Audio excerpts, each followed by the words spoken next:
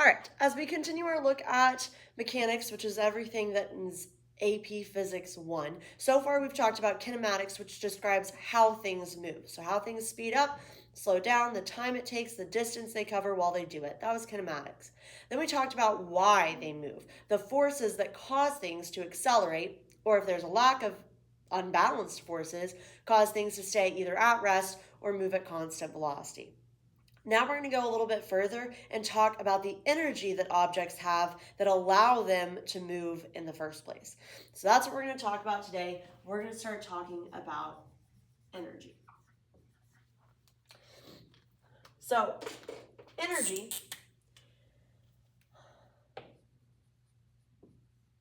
is the ability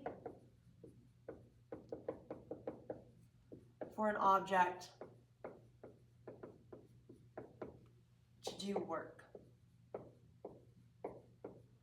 or to cause a change. We're going to talk about work more next class. So we're going to define work and talk about exactly what it is. But for today, we're going to talk about the types of energy. So I just need you to know that that energy is the ability for this object to either move, to change position, to compress or stretch. It's the ability for that object to do work. So we're going to limit our discussion to mechanical energy. We're going to only talk about total mechanical energy. So we're going to talk about 3 things that are defined in mechanical energy. But obviously we live in a real world. We're actually very complex humans, so we have lots of different types of energy. For example, when you ate an apple earlier today, that gave you the sustenance, the chemical energy, chemical potential energy inside your body so that you can move around and do things, right? That's the basis of work. So a great example is you consume food, your body metabolizes that into energy that it stores so that you can go run a mile or pay attention in physics class, whatever it is that you need to do. Now, we're not going to talk about chemical energy or electrical energy or some of the other forms that exist. We're going to stick with mechanical energy, and that's going to be talking about some of the things that we discuss in this class. So the first type of energy we're going to discuss is kinetic energy. That is the energy of a moving object. The definition's right there in the name. Kinetic means moving. So to have kinetic energy, whatever object I have has to be moving. Okay? One important thing we're going to talk about more is that any object by itself can have kinetic energy. I'm going to abbreviate KE. This is going to be different from 2 of the other types of energy we're about to talk about, but kinetic energy is the only form of energy that me by myself I'm allowed to have. If I'm just a particle, right, we talk about in physics that we treat every object like a particle located at its center of mass, whether it's a box, whether it's a car, whether it's me. So ignoring all the complex biological things happening, if I'm just an object, right, then the only form of energy I can have all by my lonesome is kinetic energy. If I'm moving, then I have kinetic energy. So this is the only form I can have all by myself. If I want to have other forms of energy, we're going to talk about this, but I have to create a system that includes other things, not just one single object. Okay? So the equation for kinetic energy, and you can write this as K or as KE. It's up to you. You might feel that the E becomes redundant as we continue talking about energy, but it's equal to 1/2 the mass of the object times its velocity squared. So the amount of kinetic energy an object has is dependent on 2 things, its mass and how fast it's going. So which has more kinetic energy? An elephant standing still or a mouse running at 10 meters per second? The mouse, right? It's the only object that's actually moving. The elephant is standing still and therefore has no kinetic energy at all. Okay? Let's do an example thinking about kinetic energy. All right? We're going to think about a koala.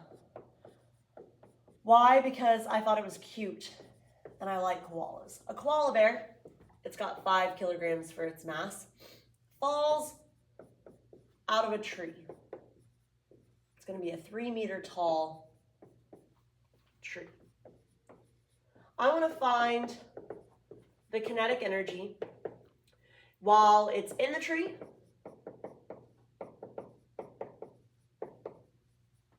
and while, or right before it hits the ground.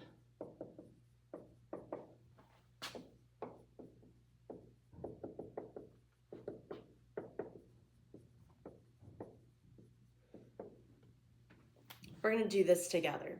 So if we talk about in the tree, it might have been a while, but let's remind us how we do physics problems. This isn't a force equation problem, so I'm not going to draw a free body diagram, write an F-net equation, set it equal to MA or 0, and solve. Now I'm going to go back to the method that we started the year with, which is that I'm going to write out my givens, my unknowns, I'm going to choose an equation, and I'm going to solve.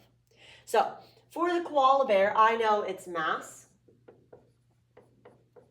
I know its velocity while in the tree. What's its velocity in the tree? 0. I'm going to sneeze. And I am looking for, sorry, its kinetic energy. So I'm going to look at my equation sheet and find an equation that has mass, velocity, and can help me solve for K. Oh, look, I found one. It's the definition of kinetic energy. So I write that out. K is equal to 1/2 mv squared. So that's 5 times 0. I have 0 joules of energy. Mechanical or energy has the unit joules. A J there. So that's in the tree. Easy. It's not moving, so it has no kinetic energy. That's not shocking.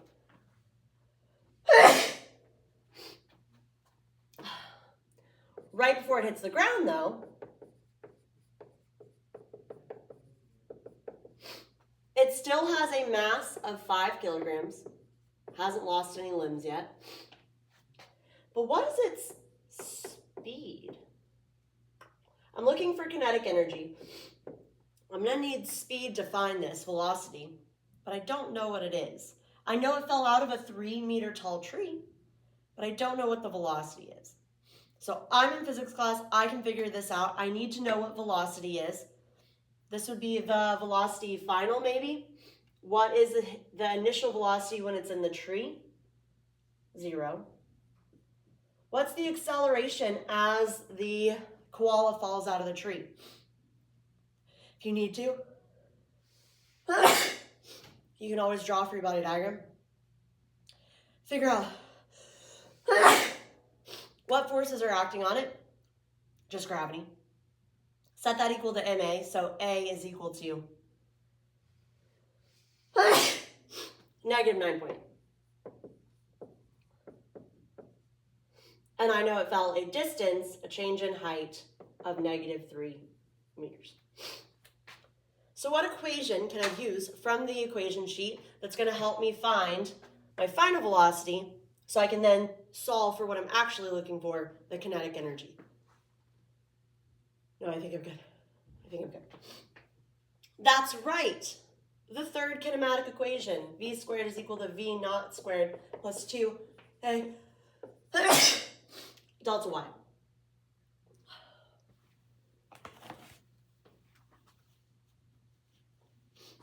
So v squared is equal to 0 squared plus 2, -9.83. With just a teensy bit of rounding, I figured out that was 7.7. So then my kinetic energy is equal to 1/2 mass times velocity squared.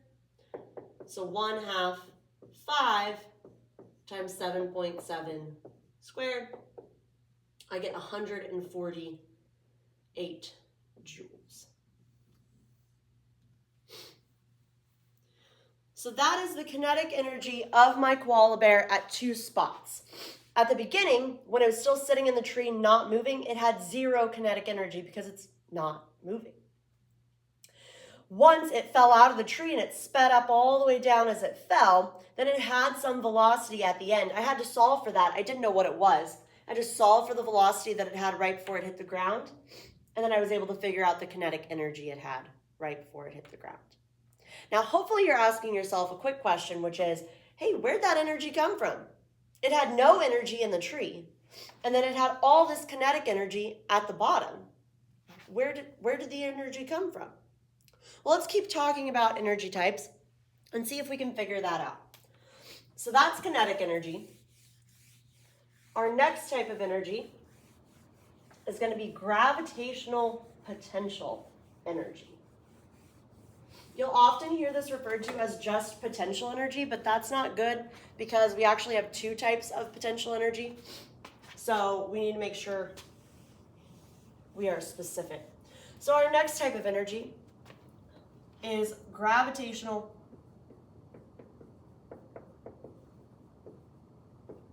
potential energy. This is the energy of an object in a system with Earth. You can't have gravitational potential energy all by yourself.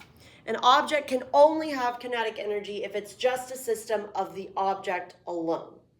Now, we're going to talk about how forces play into work and energy next class, well, next video. But for now, know that since there's a force due to gravity acting on all objects, if I don't include gravity in my system, that force is going to be affecting the energy of my system. In fact, that force is what added energy to my koala bear scenario. But if I include the Earth in my system, then that gravitational force becomes internal to my system and it can create stored energy. This is a type of stored energy from a conservative force. Not every force can do this. We're going to talk about this more in a couple of videos, but just know for now that based on how high I am above the ground, I have some amount of gravitational potential energy. So GPE is equal to mgh, where this is a height above some 0 point. Now, it's important to know that that 0 point is subjective. You get to decide what that is. So you might not necessarily have the same gravitational potential energy as somebody else. A great example, I'm on the first floor of this building. But if I say that my 0 is not the ground underneath me, but actually the ceiling, I say the floor of the second floor is my 0, then I'm at a negative height. I would have negative gravitational potential energy. If I say that this floor is my 0, then I would have some 0 potential energy because I'm standing on the floor. My current height location is standing on the floor. If I were to stand up on a stool, now I would have some gravitational potential energy, right? Because now I'm above this 0 level that I've set, which is the ground. When I go back down, now my gravitational potential is 0. So where I set that 0 level matters. Most of the time, we're just going to call the ground. That'll be 0. So if you have an object that's a height above the ground, it's going to have some amount of gravitational potential. Okay? One thing, GPE is a great way to write it. You'll see this on the equation sheet and out in the world. Potential energy is labeled with a U, and the type is labeled with a subscript. So this is potential energy, but it's specifically gravitational. So that's another way we write gravitational potential energy. So let's go back to the koala bear, okay? I have my koala bear, and now I want to know what the GPE in the tree is and the GPE on the ground. So again, going back to how I solve physics problems, right? I write out my givens, my unknowns, I choose an equation, and I solve. So I still know that the mass of the koala bear is 5 kilograms. I know it's at a height of 3 meters. And I am looking for gravitational potential energy. Choosing an equation for that, I have a brand new one.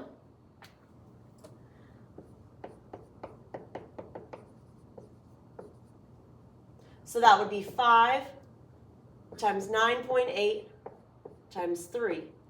And my gravitational potential energy is 148 joules. Huh, that number seems familiar. What about on the ground? What is the gravitational potential energy of this koala bear when it's laying on the ground or right before it hits the ground? Its mass is still 5 kilograms. Now its height is what? It's right above the ground. It's just like it was so infinitesimally small above the ground, so we're going to call it 0. So gravitational potential energy, I have an equation for that. GPE equals mgh. So 5 times 9.8 times, 0. So at the end, I have 0 joules. Huh. So in kinetic energy terms, I started with none, and then I ended up with 148 joules. For gravitational potential energy, I started with 148, and I ran out. This is an example of a transfer of energy. The total mechanical energy for the koala bear stayed the same the whole time. As the koala bear fell out of the tree, it traded the gravitational potential energy it started with to kinetic energy as it fell.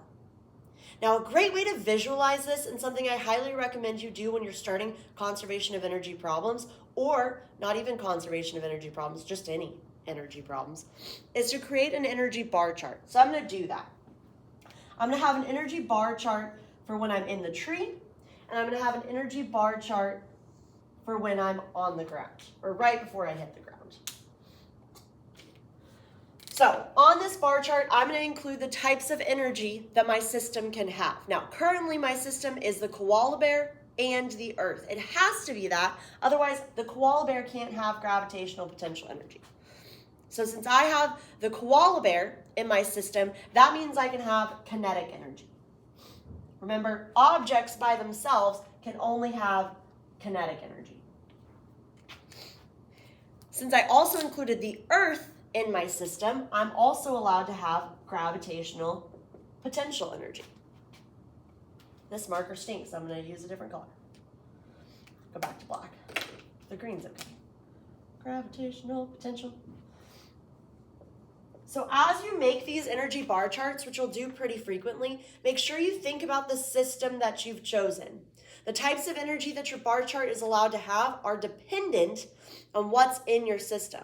An object by itself can only have kinetic energy. That's the only mechanical energy it can have. An object and the Earth can have both kinetic and GPE. So let's see what happened. At the top, I had 148 joules of gravitational potential. At the bottom, I had none. At the top of the tree, I had no kinetic energy. But at the bottom, I had 148 joules. So my total mechanical energy for the koala bear stayed the same the whole time. What happened in this system is that I traded gravitational potential energy for kinetic. I transferred the energy from one type to another. That is what happened. The total amount stayed at 148. If I drew a graph for in the middle, as it fell, the poor koala bear, it would have some mixture of the two. The total would still be equal to 148. Okay? So this is what we're going to focus on and really try and understand over the next couple of days, is how in a system energy transfers from one type to another. So what we've seen so far, and I want to make sure you write down in your notes, is this. An object when it goes from a height to a lower height, loses gravitational potential energy. An object, let's say the koala bear climbs the tree. As the koala bear climbed the tree, it would gain gravitational potential energy as it went up. So when you raise something up, it's going to gain more gravitational potential energy. When it falls down, it's going to trade that gravitational potential energy for kinetic. That's how it's able to fall. If it didn't have that gravitational potential energy when it was up on a high shelf, then it would have to be there forever. It could never fall because it could never gain kinetic energy and be in motion. So this gravitational potential energy is really important. Otherwise, everything wouldn't work. One last type of energy and then we're done. So this was gravitational potential energy. There's one other type of potential energy that I have, and that's going to be spring potential energy. This shouldn't be shocking. It makes sense. A lot of things in our world are like spring loaded to get something moving, right? A pinball machine is a great example. You push down on the spring with the ball and then it launches. Roller coasters do this. They're spring loaded. They push back on a spring and then launch, right? There's a force associated with the spring, so that means there can possibly be an energy associated with that spring as well. So our spring potential energy is dependent on the stretch or compression of a spring. And just like with gravitational potential, I need a spring in the system. The equation for spring potential energy is 1/2 k delta x squared, where this is the spring constant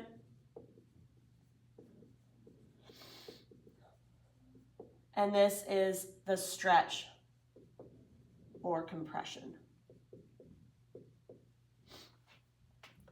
Just like with gravitational potential energy, SPE is a great way to write it, but you'll also see it written as US. U for potential energy, S as a subscript saying it's spring potential energy. So let's do another example. I'm going to ditch the koala. Poor guy fell out of a tree. He's probably not feeling very good.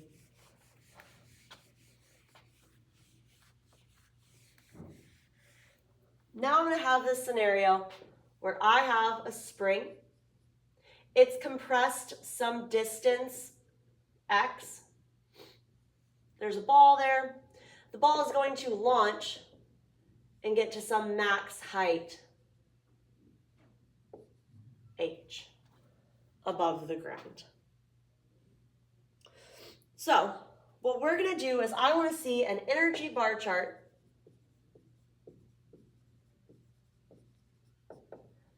for compressed, so when it's fully compressed, not compressed, so right when it stops being compressed, and at max height.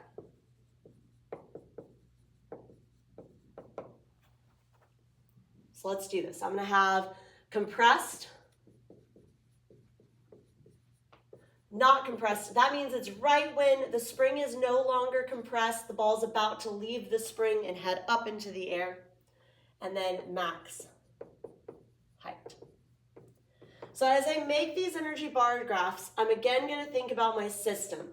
I can only have types of energy in my system if there are certain objects in my system. So since there's a ball, that's an object, so I get to have kinetic energy. Objects by themselves can have kinetic energy. That's it. They're only allowed to have kinetic energy, but they can have it. I'm going to include Earth in my system, so that means gravitational potential energy is on the line. And I'm going to also include the spring in my system, so I can have spring potential energy.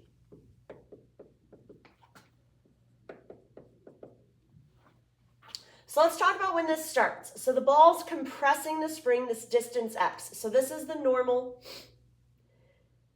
and it's going to compress it, right? So since the spring is compressed, there's going to be some SPE. Is the ball moving? When it's compressed on the spring, it's just waiting. No, it's not moving. So is it going to have any kinetic energy? No. No kinetic energy. Does it have gravitational potential energy? That's actually up to you. Do we want to set the ground as my zero height? Or do we want to set where it's currently compressed as my zero height? That is where gravitational potential can be really helpful. If I want to simplify what I'm doing, I can say, well, this is the lowest point the ball's ever going to go. It's not going to compress anymore. It's going to be compressed and then launch upward. But it's not going to go below the spring height. So I'm going to make that my zero. That way, at the beginning, I don't have gravitational potential energy either. Now, you could very easily say that the ground is zero, and then it would have gravitational potential energy. So you have to be careful, and you have to think about where is that zero value going to be. So based on what we've decided, our zero height is right here. It's not moving, no kinetic. It's at the zero height, so it has no gravitational potential, so it only has that spring potential energy. All right, let's move on to when it's not compressed. So starting with that spring potential energy again, if the spring is not compressed anymore, do I have any SPE? No, it's no longer compressed. Our energy only comes from when it's stretched or compressed. It's just going to get to its equilibrium height and be done. So we're going to say it ends at its equilibrium height and then the ball launches off. Now, kinetic energy, is it moving? Yeah, absolutely. Absolutely, it's moving. It's on its way up. So should I take all of this SPE and turn it into kinetic? Well, to know, I have to think about gravitational potential too. So is it above that zero height? Right now, the ball is right here. So yeah, it's above that zero height. So I'm going to have some amount of gravitational potential energy, which means my kinetic energy is just going to fill in the gap. Oh, I made that a little too high. The total is still what I had for SPE to begin with. So notice both of these bar graphs are lower than this. They should add up to be this. I haven't lost energy anywhere. I'm transferring it from spring to potential energy and to kinetic energy. All right, what about when it gets to its max height? The spring is out of the picture. It's not touching the spring at all, so it definitely doesn't have spring potential energy up there. What about kinetic energy? If I say I'm the spring and I'm launching this ball, when it's at its max height, does it have kinetic energy? Remember, from kinematics, when it's at its max height, what's its velocity?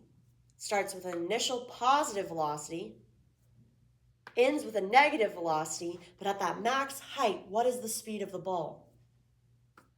0. So if the speed of the ball at that max height is 0, how much kinetic energy do I have? Yep, 0. Absolutely. So that means the only type of energy left is gravitational potential in the same amount. Oh, I drew that a little high. In the same amount as what I started with. These are the 3 types of energy that are going to define our total mechanical energy. So we're going to define systems so that they can have these 3 types of energy. If there's not a spring present, it'll probably just be these 2 types, gravitational potential and kinetic. And then we're going to do this over the next couple of days. We're going to practice saying, in these scenarios, what does the energy look like at these different moments? How is that transfer of energy happening? You're going to use bar charts to help you explain it. I started with spring potential only because I set my 0 height here. Otherwise, I would have had spring and gravitational potential. But in our case, we started with spring potential energy only. As the spring released the ball, all the spring energy was gone. It had been converted into gravitational potential and kinetic. As the ball kept going up and up and up, it completely transferred into just gravitational potential because at the top, the velocity is 0. Then the next step is going to be turning these into equations. that we can use. Kind of like how we started with free body diagrams and we turned those into equations. This is the same idea. We're going to understand the energy using bar charts so that we can write an equation and solve things. All right? I'll see you next class.